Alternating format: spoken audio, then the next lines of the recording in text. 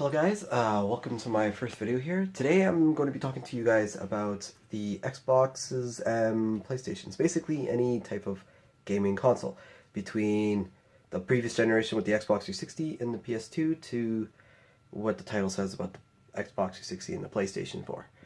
And so I do have backup there. I got a old PlayStation 2, it's broken, it just doesn't display anything, don't know why. I also got the original Xbox right beside it too.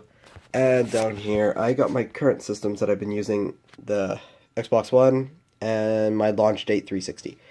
Now, I'm just going to kind of talk to you guys, give you a little information about consoles in general with trying to keep them working and in good condition. Like, I don't know, I think my 360 should prove my point itself. Basically just general maintenance, cleaning it out, repasting the processing chips, the 360 and the PlayStation, the GPU and the CPU, and for the Xbox One and the PS4, the APU, which is basically both of those two chips put into one. Now, repasting is just literally some of this stuff. I prefer the Arctic Silver MX4 over anything really. I've gotten best results out of this. I've tested everything with a high output graphics card that gets really hot on a stabilization test, and that stuff worked the best for me.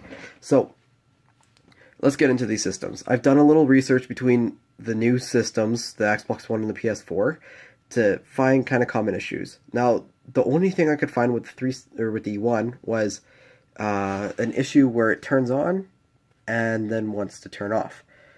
Like, it will just instantly turn off, and it's usually a chipset issue from what I found, and it's very rare for it to even happen. Other than that, I haven't really found anything on this system. And the way Microsoft has designed this system is honestly a lot better than its predecessor, the 360. The way that they have it, like the Slim kind of runs off the base design as the One.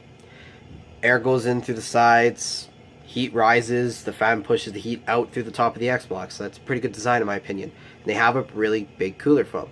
The PS4, on the other hand, it's pretty crammed in there, and the power supply and everything. I think it's a bit of a dumb design to throw all your processor heat or the APU heat through the right through the power supply. I don't know. You're throwing all that heat into the power unit. It doesn't seem too much of a good idea. I did have a PS3 and it failed because of that. The power supply got too hot and it died.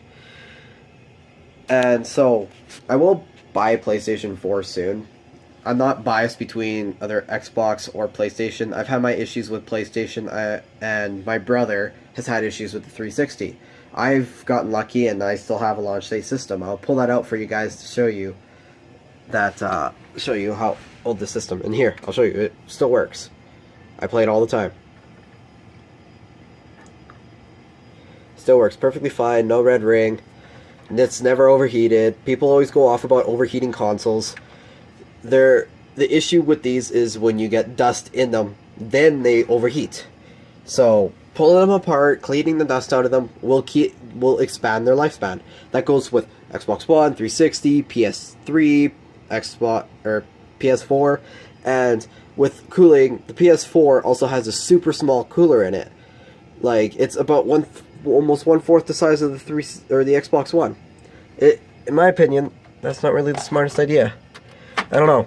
It just can get clogged a lot faster with dust and just inefficient cooling in my mind. But other than that, you keep any system cool or any system clean and it would be fine for a very long time. Now, if my camera would want to focus here, come on, you can do it. There you go. 2005, 11/26. This console is nearly 11 years old. And it's never been refurbished or anything, never been sent to Microsoft. Had it since day one, and it's been working perfectly fine with me. And for this 360, I just got it, but I bought it used. It's the Call of Duty Advanced Warfare Edition, so it makes cool sounds. But I just pulled this one apart to clean it because I bought it used. I wanted it cleaned. I put a new thing of thermal compound on it. I just did it again not too long ago with my 360. I normally like repaste the thing maybe every 2 years and just clean dust out every year out of it or so. But I'll show you guys a little bit more on cleaning the consoles with a friend of mine's Xbox One. We're actually going to go over there right away here. So, but yeah, with failure on systems like this, it's mostly down to dirt getting in them, really. Like, people always go off with the 360 with its notorious red ring. It's a hot running console. The chipsets, like, if you know stuff about computers, they use the nanometer technology in them. And basically, the smaller the nanometer technology, the cooler the chips will run. Now, I'm not sure what the Xbox One is. I'm pretty sure it's maybe a 32 nanometer technology. But the Xbox 360 here, the very first generation, so the one that I have here, they have different generations. They go from the first generation, like this, is Xenon chipset, which is the 90 nanometer technology chipset. And then they went to a Falcon chipset that went down to a 64 nanometer chipset, and that came out in around 2007, I believe. And then late 2008 and early 2009, they came out with the Jasper chipset, which they ran for the rest of the span of this console. So I got this Xbox right there. That 360 is actually an arcade. I just painted the case. It's a Jasper chipset. It's late 2009. I think it's like November of 2009 was the manufacturing date. All the 360 Slims run off the Jasper chipset, and and from what I know, the Xbox Ones also run off that same Jasper chipset. But it's a smaller nanometer technology. The Jasper chipset was a 42 nanometer technology, and the Falcon chipset, which was my brother's Xbox, that failed. It was the A&A chip that actually failed on that thing. But yeah, if you keep them clean, they should run for a pretty long time. This should be proof of that. Like, this PS2, I don't know, it worked one day and then not the other day. Maybe the cables died, maybe something happened, but yeah. And then I got original Xbox here. This thing still works fine. I've always kept it clean too. I've had it since I was like 9 or so. I had it since that was launched. But yeah, just keeping systems clean. And so we're gonna head over to my buddy's place now, and we're gonna rip apart one of these Xbox One consoles. And I'll put a link somewhere on how to rip those ones apart too. And I'll try and find other ones for how to rip apart the 360, PS3, and PlayStation 4. And I'll also, I forgot to add in, I'll also add in the difference between this Xbox One cooler for the current generation, the Xbox One cooler to the PlayStation 3 cooler, or sorry, the Xbox One cooler to the PlayStation 4 cooler, for the size difference in comparison. I have a picture of the one in this console, and I just found a picture off of another YouTube video for the PlayStation 4. This is my buddy's Xbox One, and this is my buddy. This is Clay. So, I kind of forgot to include in the last part there about the PlayStation 3 problems. I kind of went over the Xbox One, but the PlayStation 3, they have a few errors, some power supply errors, the blue light of death, which I couldn't find much on it. It just seems to be a hardware issue. So, and the PS3s are really just mostly prone to overheating due to, my opinion, bad design and cooler. They're just super, super tiny.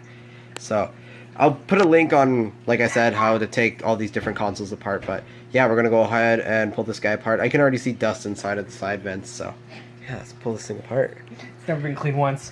Yeah, and I looked at the date on the back of it. It was made in December of 2013. So it's almost 3 years old. My Xbox is 9 months newer than yours. Yeah, oh yeah, you wiped that. Okay, let's get this thing pulling apart. Got the system apart, and as you can see on the board, there's a bit of dust on it.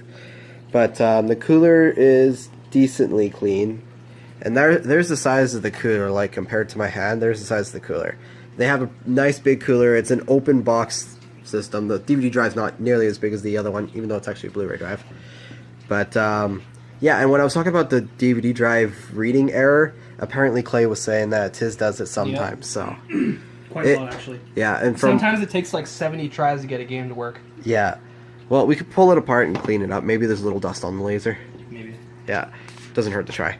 But yeah, because this is a launch system, and you were saying something about it being on the just more with the launch systems here. Mm-hmm. So yeah, this is a 2013 box. So, but yeah, we're gonna take, there's just a few last screws on the bottom there. and we're going to take the cooler off and show you guys the thermal paste, and I'll kind of show you guys between a good to a bad thermal compound. So we got the cooler off. There's a little bit of dust under here, but with the thermal compound, I just want to talk to you guys about that a bit. A good way to check this thermal compound, Microsoft always douses this thing with compound, but the way to tell is like have a clean finger like mine, decently clean, this little dusty, and put your finger on it, and if you can get residue off of it, the paste is good. It's nice and moist. But when it's dry like this stuff, nothing comes off, it needs to be replaced. When it dries out, what is it called? I'm having a brain moment now. The heat transfer from the chip onto the cooler slows down, so the chip will actually run hotter. And you might notice a lot of the Xbox Ones, they run, when they're off, you'll hear the fan turn on. And I noticed with mine it did that, and then I repasted it and it stopped doing it. So it's just heat transfer. The chip will run cooler, and it'll just be better off for the system. Your system will last longer, like my 11-year-old Xbox. So yeah, we're gonna get to cleaning all this up, cleaning this dirty ass motherboard, and moving along our way and playing some video games. Oh yeah, buddy. Let's do this. So got the board all cleaned, and there's the new thermal paste, and you can clearly see how it looks wet compared to the old paste. The cooler's clean, the fan's clean. Clay's right now just working on all the case stuff, so then I'm just gonna put the cooler and everything back together on this board and just start reassembling it. But I'm gonna take apart the hard drive first, or the DVD drive first, to clean it out. So we got the one back together. It's all nice and clean, repasted. The servicing is now done on this unit, and now we're gonna go upstairs, plug it back in the Xbox, plug it back in the Xbox. Yeah, we're gonna plug it all back in, give it a test fire while he tries and clean the finish. take car polish, car scratch remover polish. Yeah. And it will make this shiny again. But yeah. So we're gonna do a little boot video, and if there's anything I miss or that you guys would love to add, please do it down in the comments there. Help another guy out if someone needs help. Just kind of like help out the whole community here. PlayStation to Xbox, Xbox to PlayStation. We all a big fam. I hope this information helped you guys out a bit with your gaming consoles and keeping them going, especially the older ones like the PS3 and the Xbox 360. If there's anything I missed, please comment down below, add on to what I was saying, and if there's any questions you guys also have, I'll be happy to reply to them in the comments down below. So, until next time, see you guys later. Keep up that gaming.